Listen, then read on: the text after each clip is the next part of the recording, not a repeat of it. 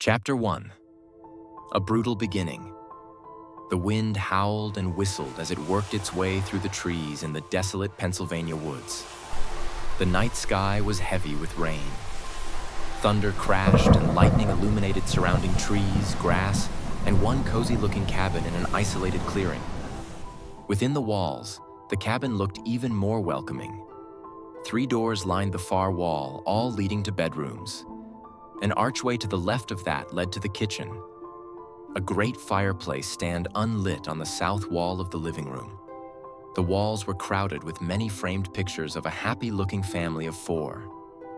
Nestled on a billowy satin couch were 3 of the 4. The TV kept them illuminated as they soundly slept in each other's arms. Timothy lay on the left, most side.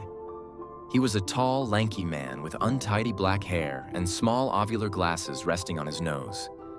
One of his arms was draped across his wife, Lily's shoulder. Lily had long, flowing red hair. Her face was speckled with faded freckles. Her head rested on her husband's chest, as their daughter, Emily, slept soundly across both of their laps. Emily shared her mother's long red hair, but lacked the freckles. 6 years of age meant she was the oldest of 2. Her baby brother, Dylan, was sleeping behind the closed door of his nursery. All was quiet. The peaceful ambience was interrupted with a small crackle as a log in the fireplace shifted. Then, without warning, it abruptly burst into an enormous flame. The bellowing roar from the fire startled the 3 awake. Lily and Tim pulled their gaze away from the fire to meet each other with bewildered stares. Emily, honey, Tim started as he stared down at his little girl. were you playing with the fire? He spoke as though trying to convince himself. She looked up to her father with big, fearful eyes. No, Daddy.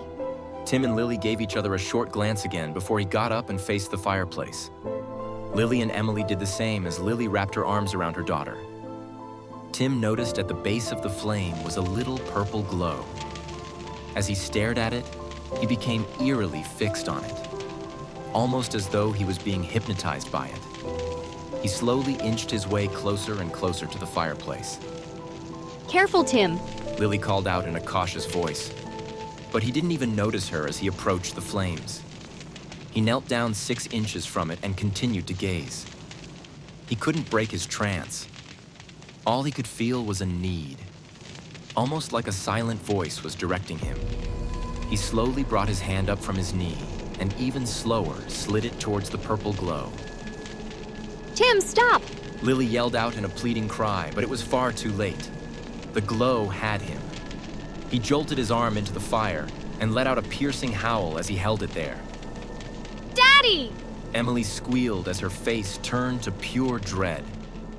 Lily held her tighter and let out scream after scream. Tim's face turned white as he bellowed in pain, with the skin on his arm boiling in the heat. It was abruptly brought to a halt as an invisible force sent him flying across the room.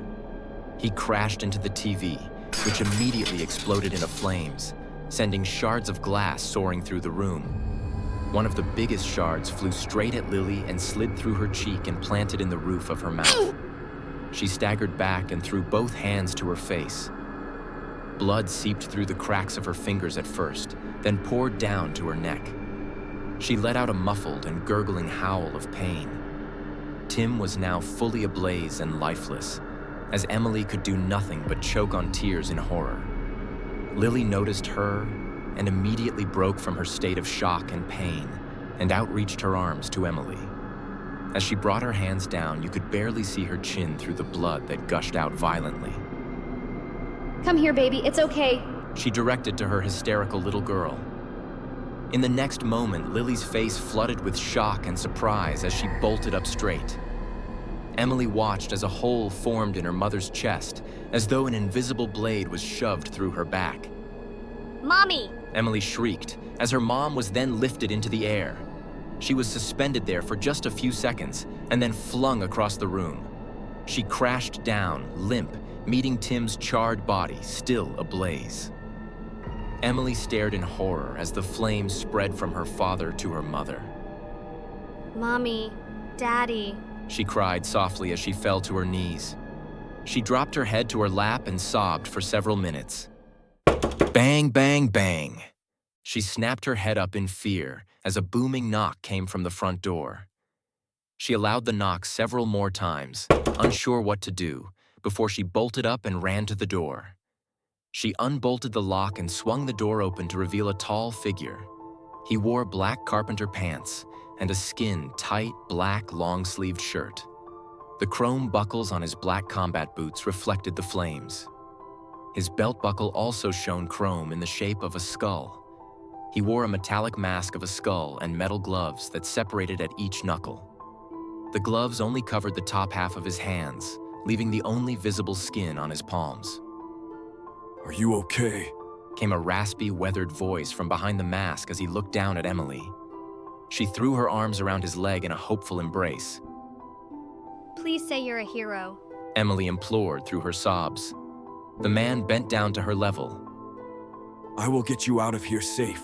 He insisted to the devastated girl. But first you have to be brave, okay? Emily wiped her eyes and nodded. Now, is there anyone else in the house? She looked to the door of the nursery. My little brother, Dylan. She looked back at the masked man waiting for a response. Okay, I need you to be super brave. He said as he held her shoulders gently. I need you to wait right here. Emily nodded once more, and the man slowly got up.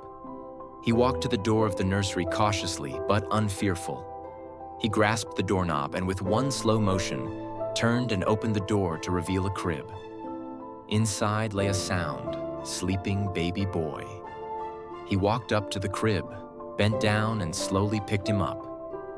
Dylan squirmed slightly and gave an ever so slight fuss, then fell back into slumber in the stranger's arms. The man turned around, baby in arms, and exited the room. When he reached the doorway, he stared in horror as Emily stood facing him. Blood seeped down her neck from a newly formed hole directly in the middle of her throat. As a final tear rolled down her cheek, she gargled one soft cry of fear and then collapsed. Before the stranger could even react, he was thrown to the floor as Dylan flew out of his arms. The baby stopped midair and flew towards the fire as though being carried. The man in black shot up and chased after him. He reached out both arms to grab the child, but as soon as Dylan reached the fire, the flames collapsed around him with a small purple flash. With that, the flames and the little boy vanished. The man stopped. Everything went still. He looked down to the little girl, lifeless on the floor. He was not the hero today. He looked over to the bodies of her parents, still roaring with flames. He reached out a hand and faced his open palm towards them. And out of his palm shot a cone of snow, like a fire extinguisher. The flames smothered under the powder as the man bent down to the little girl. He pulled her into an embrace. I'm so sorry. He rested her head gently down on the carpet and closed her eyes. He shot up and pointed to the empty fireplace and yelled, You sick bastards! Your day will come! With that, he placed 2 fingers on the side of his skull mask. This is Harper. He got away. He paused for just a moment to keep his composure. He took the child with him. At that, he turned towards the open front door and walked to it. When he reached the doorway, he turned his head back for just a moment. Your lives and this day will not be forgotten. And he walked out into the night.